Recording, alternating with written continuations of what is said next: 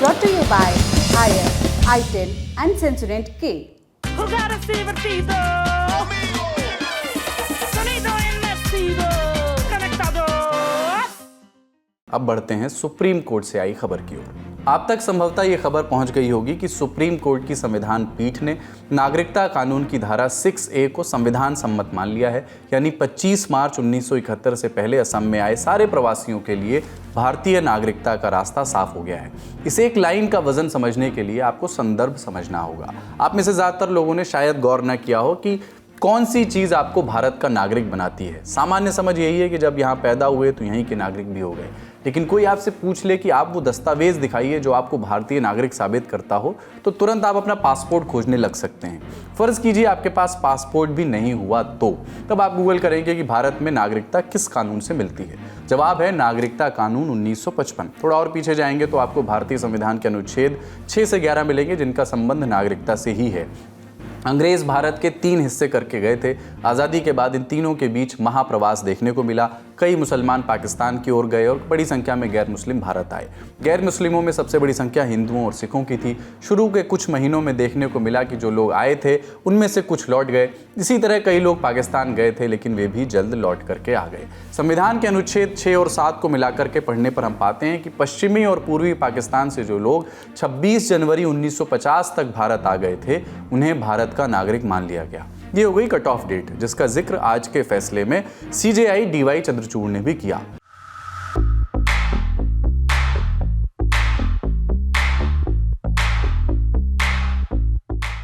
लेकिन ये cut off date Bharat के एक सूबे पर लागू नहीं होती, असम।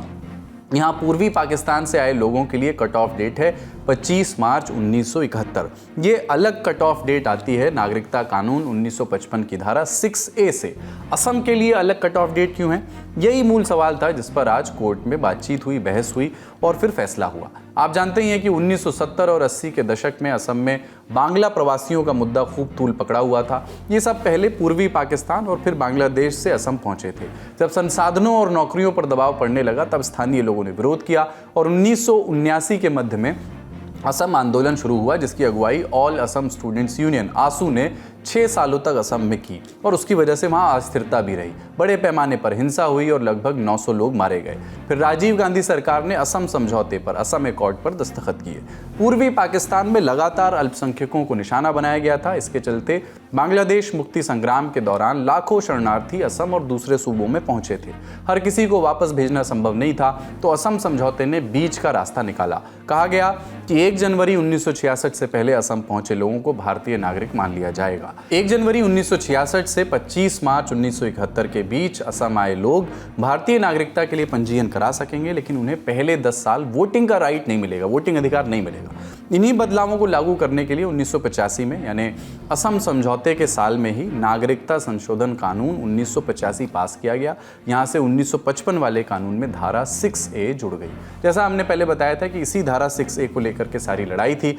असम पब्लिक वर्क्स जैसे असमिया अस्मिता की बात करने वाले संगठनों ने 2012 में सुप्रीम कोर्ट में याचिका लगाई और उसमें ये कहा कि धारा 6A भेदभावपूर्ण है, संविधान के अनुच्छेद 14 यानी समानता के अधिकार का उल्लंघन है। ये असम के मूल निवासियों के अधिकारों का हनन करती है। इस धारा के चलते असम के मूल निवासी अपने ही राज्य में अल्पसंख्यक बन गए हैं। असम की 18% आबादी अवैध बांग्लादेशी अप्रवासियों की है। इसके विपरीत पड़ोसी राज्य जो बांग्लादेश के साथ सीमा साझा करते हैं उनमें कम अवैध अप्रवासी हैं। पश्चिम बंगाल में 7%, मेघालय में 1% और त्रिपुरा में 10%। ये सारी बातें इस याचिका में कही गई। याचिका में ये दावे किए गए, या कह दीजिए आरोप लगाए गए। इस याचिका में केंद्र को पक्षकार बनाया गया। चूंकि केंद्र असम समझौते में एक पार्टी था, इसलिए उसने अदालत से कहा कि सरकार ने असम के साथ कोई भेदभाव नहीं किया है। उसने तो संविधान के अनुच्छेद 11 के तहत नागरिकता पर कानून बनाने के अपने अधिकार का इस्तेमाल किया है और ये अधिकार उसे संविधान सभा में हुई बहस के नतीजे में मिले थे। केंद्र ने विदेश नीति और अंतर्राष्ट्रीय संबंधों का भी हवाला दिया।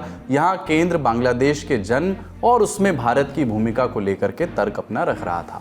इन दो मुख्य पक्षकारों के अलावा कुछ संगठनों ने हस्तक्षेप का अनुरोध किया था, जैसे कि जमीयत उलेमाए हिंद और all Assam minorities student union, AAMSU जिसको कहते हैं, citizens for justice and piece.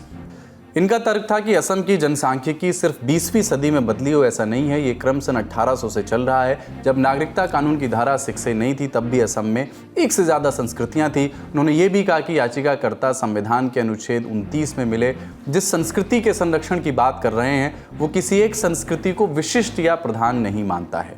अंत में उन्होंने ये भी कहा कि धारा 6A को अमान्य कर दिया जाता है तो कई लोग अपनी नागरिकता को खो देंगे और वे राज्य विहीन हो जाएंगे, स्टेटलेस हो जाएंगे। बांग्लादेश भी उन्हें विदेशी मान लेगा जिससे उनके पास जाने के लिए कोई जगह नहीं बचेगी। बांग्लादेश के तत्कालीन प्रधानमंत्री ने केवल 25 मार्च 1971 के बाद प्रवेश करने वाले अप्रवासियों को स्वीकार करने पर सहमति व्यक्त की थी। तो ये बड़ा पेचीदा मसला था, इसलिए अदालत ने मामले को संविधान पीठ के पास भेज दिया, जिस पीठ ने आज फैसला सुनाया। और उसमें chief justice of India DY Chandrachud, justice Suryakant, justice SM Sundaresh, justice JB Pardiwala और जस्टिस मनोज मिश्रा शामिल थे इस बेंच में। इस बेंच ने 4-1 से फैसला दिया और कहा कि नागरिकता कानून की धारा 6A कानून सम्मत है। CJI ने कहा कि 6A से बंधुत्व या फ्रेटर्निटी के सिद्धांत का हनन नहीं होता। एक सूबे में किसी दूसरे जातीय समूह को महज उसकी मौजूदगी से स्थानीय जातीय समूह के अधिकारों का हनन नहीं होता। असम की संस्कृति के संरक्षण के लिए कानून बने हुए हैं। CJI ने यह भी कहा कि पाकिस्तानी सेना ने 26 मार्च 1971 को ऑपरेशन सर्च लाइट शुरू किया था जिसके तहत बांग्लादेश में दमन हुआ।